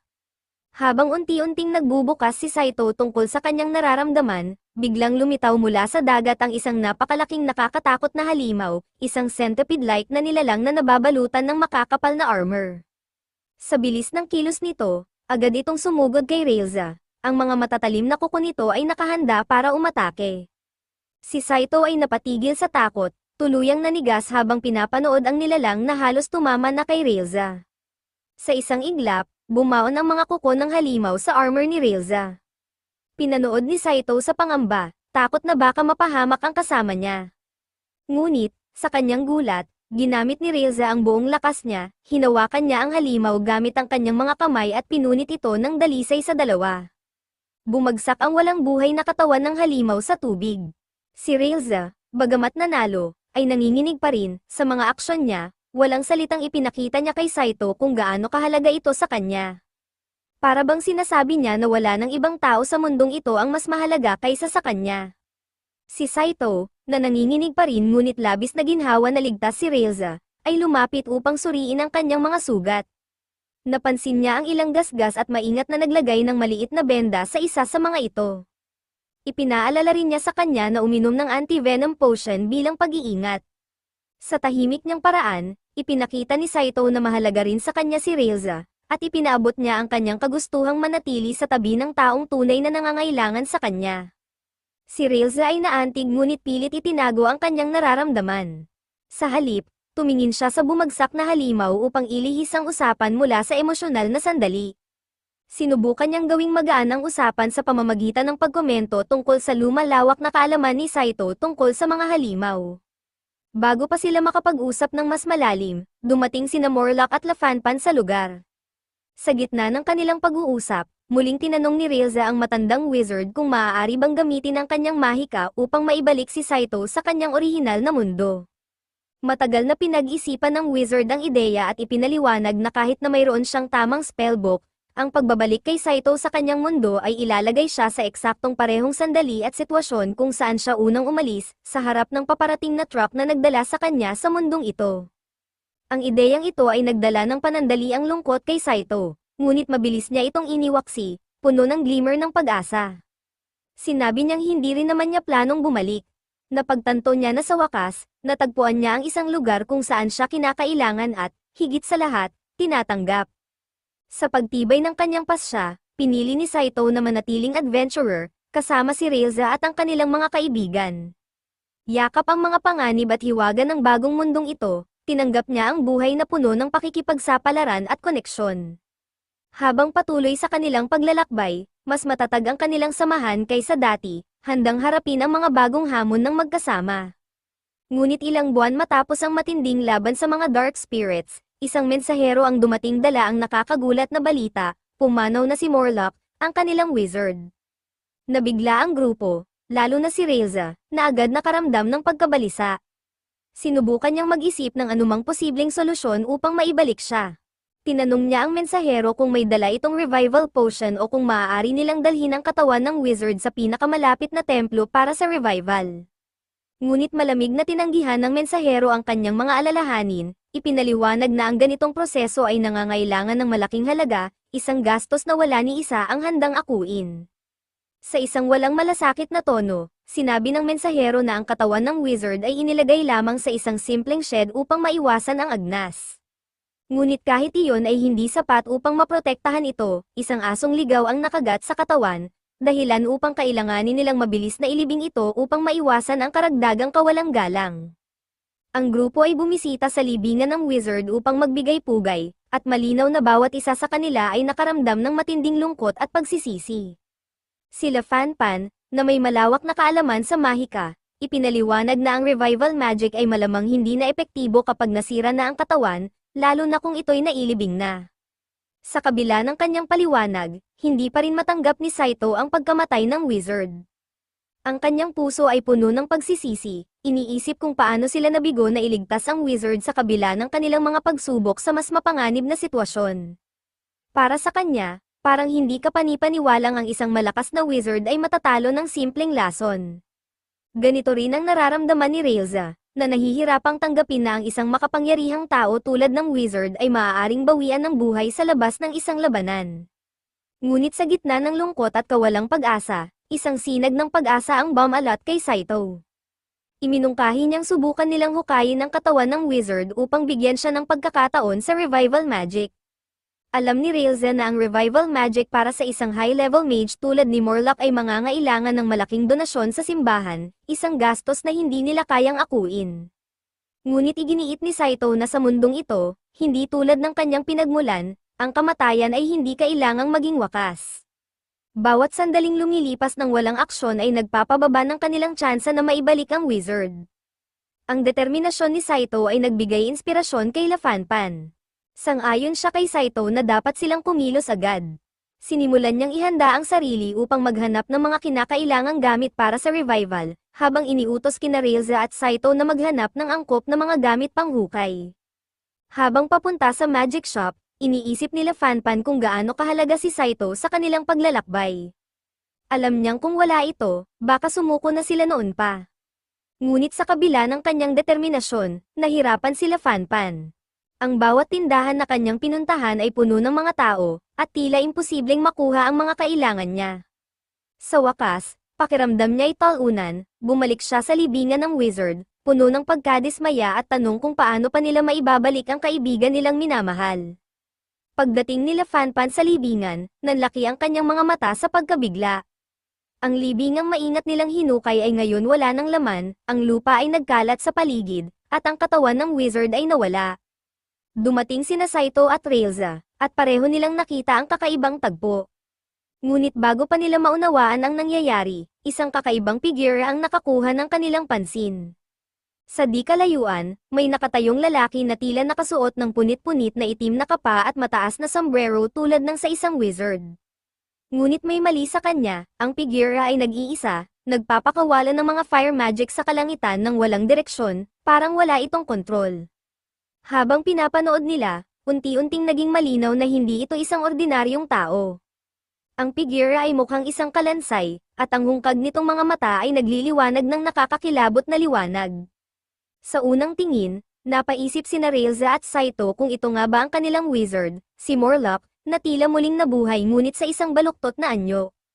Ngunit habang tinititigan nila ito ng mas malapitan, napagtanto nilang hindi sila nakikilala ng figura. Patuloy lamang itong nagpapakawala ng apoy sa paligid ng walang tigil. Napagtanto ni Railza ang panganib ng kanilang sitwasyon. Kung mananatili silang nakatago, maaaring matukoy ng kalansay ang kanilang lokasyon at sila'y gawing target. Alam niyang wala silang ibang pagpipilian kundi harapin ang banta na ito, kahit gaano pa ito kasalimuot. Nag-ipon ng lakas ng loob si Railza, at mabilis siyang tumakbo patungo sa kalansay, kasama si Saito na nasa likuran niya. Layunin nilang tapusin ang nakakatakot na sitwasyong ito. Paglapit ni Railza, itinaas niya ang kanyang espada at buong lakas na pinukpok ang ulo ng kalansay. Tumama ang kanyang espada, ngunit sa kanyang pagkabigla, halos wala itong epekto. Umiling lamang ang ulo ng kalansay, ngunit nanatiling buo. Habang iniiwasan ni Railza ang walang tigil na mga atake ng kalansay, naramdaman niya ang takot. Alam niyang hindi sapat ang kanyang espada para talunin ang kalaban. Ang tanging makakatalo dito ay isang magical weapon. Samantala, nakita ni Saito ang paghihirap ni Railza. Agad siyang nakaisip ng solusyon, tumakbo siya patungo kay Railza, dala ang isang bote ng banal na tubig. Ipinaliwanag niya na kung maibubuhos ang banal na tubig sa espada ni Railza, maaaring mag-transform ito sa isang makapangyarihang sandata na sapat upang talunin ang kalansay. Habang inaabot ni Saito ang bote ng banal na tubig kay Railza, biglang humarap sa kanila ang kalansay at nagpakawalan ng napakalakas na fire blast. Tumama ang atake sa bote, dahilan upang mabasag ito at bumuhos ang banal na tubig sa buhangin. Napuno ng takot sina Railza at Saito habang napagtanto nilang nawala na ang kanilang huling pag-asa, at ang kalansay ay naghahanda na ng mas malakas na atake, tuwirang nakatuon kay Railza. Ngunit, sa sandaling tila wala ng pag-asa, biglang may malakas na puwersang tumama sa kalansay mula sa di inaasahang direksyon. Ang tama ay sapat upang tuluyang maputol ang ulo ng kalansay, na gumulong palayo sa buhangin. Nagulat sina Railza at Saito, agad nilang nilinggan ang pinagmulan ng puwersa at nakita ang isang figura sa di kalayuan. Ang figura ay tila kahawig ng kanilang wizard, ngunit may kakaibang anyo. Tahimik itong nagmumura, paulit-ulit na inuusal ang mga salitang tila pamilyar. Tumigil ang puso ni Railza sa kaba at pagkasabik habang kinikilala ang boses, walang duda, iyon ang boses ng kanilang wizard. Napuno ng halo-halong emosyon ang dalawa, kaluwagan at pagkalito. Si Saito ay nakaramdam ng ginhawa, natutuwa na kahit papaano ay buhay ang kanilang kaibigan. Ngunit habang papalapit sila, napansin nilang kakaiba ang anyo ng wizard. Ang katawan niya ay mukhang kalansay, ang mukha ay guwang, at ang kanyang mga mata ay hungkag at tuliro. Nang tanungin siya ni Railza kung ano ang nangyari, tila nalilito rin ang wizard. Naalala lamang niya na nakahiga siya at nawalan ng malay. Ngunit bago pa nila masagot ang kanilang mga tanong, isang kakaibang bagay ang nagsimula.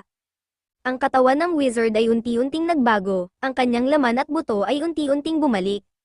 Ang kanyang guwang na mukha ay unti-unting nagkaroon ng pamilyar na anyo. Lumitaw muli ang kanyang balat at balbas, piraso-piraso, hanggang sa siya'y muling tumayo sa harapan nila, kahawig ng wizard na kanilang kilala. Bagamat tuwang-tuwa si Railza na makita siyang buhay, hindi niya maialis ang kaunting pagkasuklam sa kakaibang paraan ng pagbabalik ng kanyang anyo. Sa kabila ng kakatuwang pangyayaring ito, ramdam nilang lahat ang kapanatagan na muling makakasama ang wizard sa kanilang mga laban. Sa isang ipinaliwanag ng wizard ang nangyari, inamin niyang pumirma siya sa isang resurrection contract, isang uri ng high-level magic na nagbibigay ng kakayahang mabuhay muli makalipas ang isang araw matapos mamatay. Ngunit sinabi niyang ito'y epektibo lamang ng isang beses. Masayang sumigaw si Saito, mabuti naman at buhay ka na ulit. Ngunit biglang nagbago ang itsura ng wizard, ang kanyang mukha ay naging kalansay muli bago bumalik sa normal. Napatigil sila, napagtanto na tila paulit-ulit na bumabalik ang epekto ng spell, dahilan upang siya'y magpalit-palit mula sa normal na anyo patungo sa kalansay. Biglang sinabi nila Fanpan, may nawawalang parte ng katawan ng wizard, at iyon ang dahilan kung bakit hindi gumagana ng maayos ang revival magic sa kanya. Sa kasamaang palad, wala na tayong magagawa, habang nag-uusap ang grupo, biglang pumasok ang dwarf na matagal nang nagmamahal sa wizard. Buong tapang niyang sinabi na tutulungan niya ang wizard. Ipinakita niya ang Great Encyclopedia of Magic, na kilala bilang Magicpedia, isang aklat na naglalaman ng lahat ng mahika. Ipinaliwanag ng dwarf na ayon sa libro, kapag nabigo ang revival magic dahil may nawawalang parte ng katawan, kailangang ibalik ang nawawalang bahagi. Kahit pa ito'y nakakain o nasira na, ang enerhiyang mahika nito ay mananatili sa nilalang na kumonsumo nito. Iminungkahi niya na kung matagpuan nila ang asong kumain ng bahagi ng katawan ng wizard at makuha ang magical energy nito, posibleng tuluyang maibalik ang wizard sa normal. Kinabukasan, nagsimula ang grupo sa paghahanap ng aso kasama ang dwarf. Ngunit kahit anong gawin nila, hindi nila madetect ang magic. Biglang dumating ang forest elf, na natakot nang makita ang skeleton form ng wizard. Nang kalmayin siya ni Saito, ibinahagi ng elf ang impormasyon mula sa isang trabaho na naipost sa lungsod, hinahanap ang isang malaking aso na may red cross-shaped scar sa ulo dahil inaatake nito ang mga tao. Bagamat mababa ang bayad, Natatandaan ng elf na ang aso ay madalas makita sa kanlurang bahagi ng bayan, malapit sa disyerto kung saan inilibing ang mga patay. Agad na sinabi ni Saito na dapat nilang puntahan ang lugar. Pagdating sa disyerto, huminto sina Saito at ang wizard upang magpahinga habang nauuna ang iba. Habang nagpapahinga, ibinahagi ng wizard ang isang lihim kay Saito, si Rilza ay ulilang lubos nang matagpuan niya ito. Nawalan siya ng ama dahil sa atake ng isang lobo, at ang kanyang ina naman ay namatay habang nilalabanan ang kapareha ng lobo. Simula noon, lumaki siya kasama ang isang wolf pup at naging kaibigan nito hanggang matagpuan sila ng wizard. Sa wizard, si Rilza ay parang sariling anak, hiling niya kay Saito na samahan si Rilza saan man siya magpunta. Medyo naguluhan si Saito at sinagot na dapat ding isaalang-alang ang nararamdaman ni Rilza. Ngumiti ang wizard at sinabing gusto na siya ni Rilza. Idinagdag niya na kung may isang tao siyang pagkakatiwalaan para kay Rilza, iyon ay si Saito. Kung hindi pa handa si Saito, hindi niya siya pipilitin. Sa huli, sumagot si Saito na susubukan niyang maging karapat-dapat at tinanong niya kung maaari niyang alagaan si Rilza. Sa gitna ng kanilang usapan, biglang lumitaw ang wild dog na puno ng magical energy. Tumalon ito sa wizard at kinagat ang kanyang kamay, dahilan upang ito'y maputol. Nang subukang iligtas siya ni Saito, inatake rin ito ng aso. Nang tumakbo sina Rilza at Lafanpan, nakita nila ang wizard at si Saito na nakahandusay sa lupa, napupuno ng sakit, habang ang aso ay nagmumunch sa mga parte ng kanilang katawan. Sa galit, sumigaw si Rilza, "Putol-putol ko ang asong ito at kukunin ko ang mga parte ng wizard mula sa kanyang katawan." Agad siyang sumugod sa aso, na sinalubong siya ng buong lakas. Nagbuga ng apoy ang aso, dahilan upang masira ang armor ni Rilza. Ngunit hindi ito napigilan, sumugod siya at tinamaan ang vital nerve ng aso, dahilan upang ito'y masugatan. Ngunit bago niya maibigay ang huling atake, isang adorable na white wolf pup ang pumasok sa eksena at nagsimulang tumahol sa kanya. Nang marinig ang boses ng kanyang anak, tumayo ng mahina ang lobo at lumapit kay Rilza. Tila nakiusap ito, "Patayin mo ako, pero huwag mong galawin ang aking anak." Nag-alab ang galit ni Rilza, ngunit tinawag siya ni Saito at sinabing hindi na humihinga ang wizard. Napilitan si Rilza na magdeklara, "Hindi ko papatayin ang anak mo, pero puputulin ko ang iyong mga galame para kunin ang magical energy na kailangan upang iligtas ang wizard."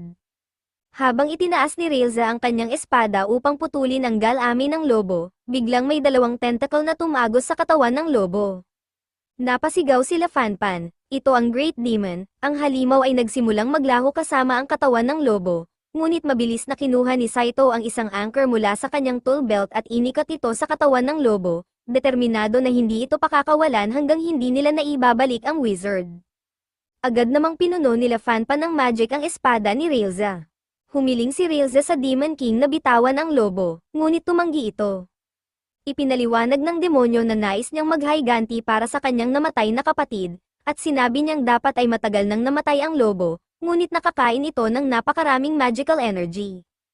Iniutos ng kanyang Panginoon na ibalik ang lobo, sinimulan ng demonyo ang pagbigkas ng Curse of the Seven Lightning, kaya tumakbo si Rilza upang iligtas ang lobo bago matapos ang orasayon. Ngunit sa sandaling inilabas ang sumpa, mabilis na nilikha ni Lafanpan ng isang gintong barrier upang protektahan si Rilza. Sinamantala ni Rilza ang pagkakataon at sinaksak ang demonyo gamit ang kanyang espada. Ngunit biglang lumitaw ang Panginoon ng demonyo mula sa ilalim ng lupa, nagpakawala ng apoy na enerhiya, at tinamaan si Lafanpan, dahilan upang ito'y bumagsak. Ang Demon King ay tuluyang lumitaw, at napagtanto ni Rilza na isa ito sa pinakamalakas na kalaban na kanyang hinarap. Sinabihan niya si Saito na dalhin si Lafanpan at tumakas, dahil magiging pabigat lamang sila sa laban. Idinagdag niya na iiwan muna nila ang wizard at ang lobo, ngunit babalik siya upang iligtas ang mga ito. Habang tumatakas si Saito, sinubukan niyang dalhin ang anak ng lobo, ngunit tumanggi ang pup na iwan ng ama nito. Litong-lito si Saito sa kung ano ang gagawin upang mailigtas ang lahat ng kanyang kaibigan. Samantala, si Rilza ay patuloy na nakikipaglaban sa brutal na Demon King. Inikat ng demonyo ang kanyang mga tentacle sa katawan ni Rilza, sinasabing gagawin siyang magandang, stuffed specimen. Tinusok ng tentacle nito ang leeg ni Rilza, ngunit biglang sumugod si Saito gamit ang kanyang wire cutter at pinutol ang tentacle. Gamit ang kanyang huling lakas, hinati ni Reza ang katawan ng Demon King sa dalawa. Ngunit nang maabot niya ang core nito, inilabas ang isang ice curse na agad na tumama kay Saito. Sa halip na iwan si Reza, isinakripisyo ni Saito ang sarili at hinayaang magyelo ang kanyang katawan. Sa kabila nito, patuloy na lumaban si Reza, determined na iligtas si Saito mula sa tiyak na kamatayan. Samantala, inilagay ni Saito ang katawan ng wizard malapit sa lobo, at naramdaman ng matandang wizard ang kakaibang magical energy sa paligid. Ang kanyang kaluluwa ay napadpad sa ibang dimensyon, kung saan nakita niya ang patay na lobo. Nakiusap ang lobo sa wizard, alagaan mo ang aking anak kapalit ng aking magic energy. Agad na pumayag ang wizard, alam niyang ang enerhiya mula sa lobo ang tanging paraan upang siya'y maibalik sa buhay. Habang sugatan si Reza, tumutulo ang dugo mula sa kanyang katawan. Biglang naputol ang ulo ng Demon King, at sa parehong sandali, nabasag ang yelo na bumalat kay Saito, dahilan upang mahulog siya sa mga bisig ni Reza. Sa kanilang pagtataka, natuklasan nilang ito ang kapangyarihan ng 6 Magic Wind Killing Swords. Nang tumingin sila sa pinanggalingan nito, nakita nilang bumalik ang wizard, puno ng lakas at kapangyarihang mahika. Agad na inatake ng wizard ang Demon King gamit ang 8-point fire swords, mga naglalagablab na espada na tumago sa katawan ng halimaw at tuluyang pumatay dito. Lumapit ang wizard kina Saito, Lafanpan, at Reza, na ngayon ay umiiyak sa saya matapos makita siyang muli. Ang wizard, na ngayon ay mayroong mga tainga at buntot bilang kapalit ng kapangyarihang nakuha mula sa lobo, ipinaliwanag na ang lobo ay nagbigay ng kanyang mahika sa kanya. Ngunit, nais niyang ibalik ang kapangyarihang iyon upang buhayin ang lobo para sa anak nito. Habang pinag-uusapan nila ito, biglang may dumating na malakas na ihip ng hangin na tumama sa kanila. Sa gulat ng lahat, muling bumangon ang Demon King, ngunit ang wizard, na hindi man lang nasaktan, ay nagtipon ng lahat ng kanyang enerhiya. Sa isang nakakagulat na sandali, nagbago ang anyo ng wizard, naging isang gwapong binata, nagdeklara na naibalik niya ang kanyang kabataan. Biglang nagsummon ang wizard ng isang napakalaking golem gamit ang kanyang teleportation magic. Pinagsama niya ito upang bumuo ng isang higanteng rock monster. Sa gitna ng matinding labanan, binasag ng Demon King ang rock golem gamit ang kanyang walang kapantay na puwersa. Ang kanyang mga mata ay nakatutok sa wizard na naglakas loob na hamunin siya. Ngunit ang wizard, puno ng tapang, sumagot sa pamamagitan ng isang malakas na suntok, tumama ng direkta sa mukha ng Demon King. Sinamantala niya ang sandaling iyon upang utusan ang mga pira-pirasong bato mula sa golem na magtipon at subukang durugin ang Demon King sa ilalim nito. Gamit ang kanyang mahika, pinatindi ng wizard ang kontrol sa mga bato, pilit na binabalot ang katawan ng Demon King na parang bakal na hinihigop ng isang malakas na magneto. Alam ng wizard na ilang sandali lamang ang mabibili nito. Kaya't nagmadali siyang gumuhit ng isang malaking barrier upang maprotektahan ang kanyang mga kakampi mula sa galit ng Demon King. Sa isang huling desperadong pagtatangka upang wakasan ang laban, sinimulan ng wizard ang pagsummon ng kanyang ultimate weapon, ang legendary 8-pointed flame sword, isang naglalagablab na porma sayon na kilala bilang Flame Sword of War. Habang dinadala niya ang mga apoy sa eksistensya, ang kapaligiran ay naging mabigat sa kapangyarihan. 8 nagbabagang espada ang unti-unting nabuo sa itaas niya, nag-aalab at handang tapusin ang lahat. Habang papalapit na ang sandali ng tagumpay, biglang nagblangko ang isip ng wizard. Nakalimutan niya ang sinaunang chant na magpapalabas ng buong lakas ng Flame Sword of War. Dahil dito, siya'y naging vulnerable, at naramdaman ito ng Demon King. Agad itong sumugod, puno ng intensyon na tapusin ang wizard. Ngunit bago pa makalapit ang Demon King, sumugod si Saito gamit ang espada ni Reza, puno ng determinasyon. Sa isang mabilis at malakas na hampas, pinutol ni Saito ang braso ng Demon King, dahilan upang mapigilan ang atake nito. Ang hindi inaasahang kilos ni Saito ang nagbigay ng pagkakataon sa wizard na bumawi. Sinabihan ni Saito ang wizard na gamitin ang kanyang fire magic upang sunugin ang Demon King. Magkasama nilang pinalabas ang naglalagablab na apoy na tuluyang lumamon sa halimaw. Habang unti-unting nawawala ang apoy, isang alon ng ginhawa ang damaloy sa kanila, hudyat na tuluyan na nilang natalo ang Demon King. Ngunit habang tumatakbo si Reza patungo kay Saito, puno ng pasasalamat at emosyon para sa kanyang katapangan, biglang napahinto siya. Sa kanyang gulat, nakita niyang gumalaw ang putol na ulo ng Demon King. Ang natirang bakas ng buhay nito ay lumundag patungo sa kanila, tila may layuning maghiganti. Ngunit bago pa ito makapinsala, ang maliit na tuta, ang anak ng wild dog na minsang nagbantay sa kanilang lupain, ay tumalon patungo sa ulo. Sa isang mabilis na galaw, pinuksa ng tuta ang huling bakas ng Demon King. Ngunit ang katapatan ng tuta ay napalitan ng galit. Nagsimula itong tumahol at human-heal kina Saito at ang wizard, na tila inaakusahan silang pumatay sa kanyang ama, ang wild dog. Ramdam ng wizard ang lungkot ng tuta at maingat niya itong kinuha, hinayaang maamoy siya ng tuta. Ang pamilyar na amoy ng wizard, na puno ng enerhiya ng wild dog, ay tila nagpakalma sa tuta. Naantig sa kalungkutan ng munting nilalang, gumawa ng matapang na desisyon ang wizard. Ginamit niya ang bahagi ng kanyang life energy upang ibalik ang buhay ng wild dog, sa kabila ng protesta ng kanyang mga kasamahan. Dahan-daang gumalaw ang katawan ng wild dog, muling nagising at nakita ang umiiyak na tuta sa tabi nito. Ang di makasariling aksyon ng wizard ay nagdulot ng labis na pagkaubos ng kanyang lakas. Habang nagkikita muli ang mag-ama, bumagsak ang wizard mula sa sobrang pagod.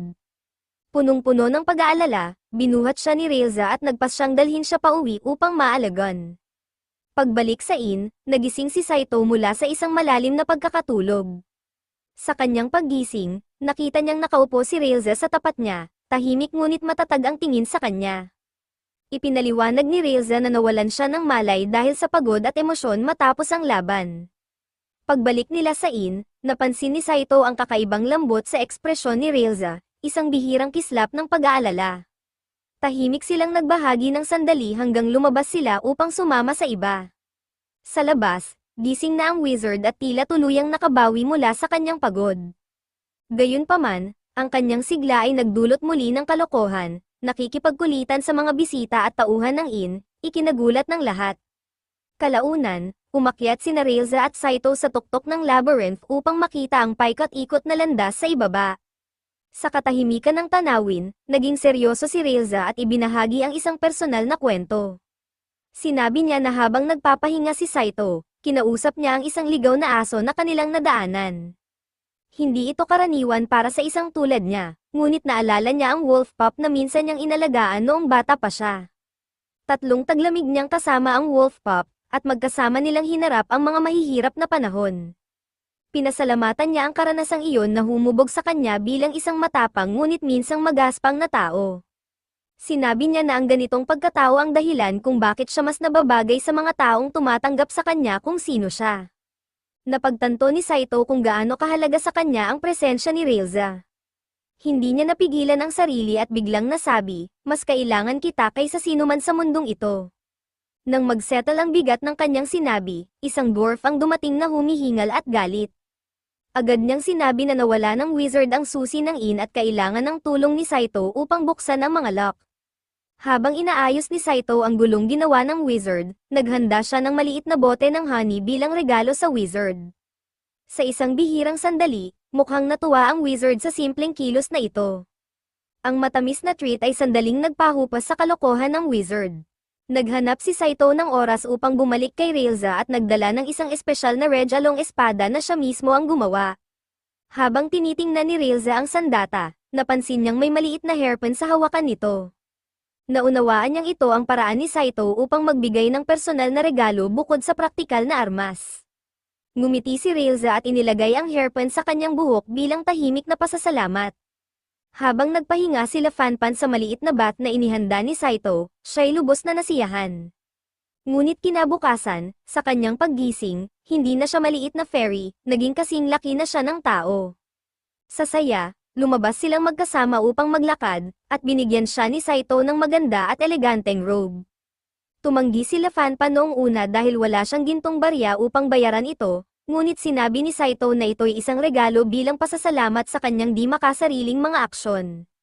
Habang nagsasaya sila Fanpan suot ang robe, aksidente siyang nabangga sa isang fog na nagumpisa ng gulo. Pinagtawanan ng fog si Saito, sinabing wala siyang silbi at isang mahina kumpara sa kanyang mga kasamahan. Ngunit sa isang mabilis na galaw, hinawakan ni Saito ang braso ng fog, iniikot ito sa likod, at pinatumba ito ng madapa sa lupa, nagmamakaawang patawarin siya. Bumalik sila Fanpan sa kanyang maliit na anyo, At ang wizard ay bumalik mula sa isang acupuncture shop kasama ang dwarf. Natuklasan nilang ang bat na ginamit nila Fanpan ay isa sa kakaibang gamit ng wizard na pansamantalang nagpapalaki ng mga fairy. Sa kalaunan, nagbukas si Saito ng isang handyman business sa bagong mundo. Unti-unti, nagsimulang bumalik ang kanyang mga dating kasamahan sa inn upang humingi ng tulong sa kanya sa iba't ibang gawain. Sa wakas, napagtanto ni Saito ang kanyang tunay na halaga, isang mahusay na handyman na minamahal ng lahat.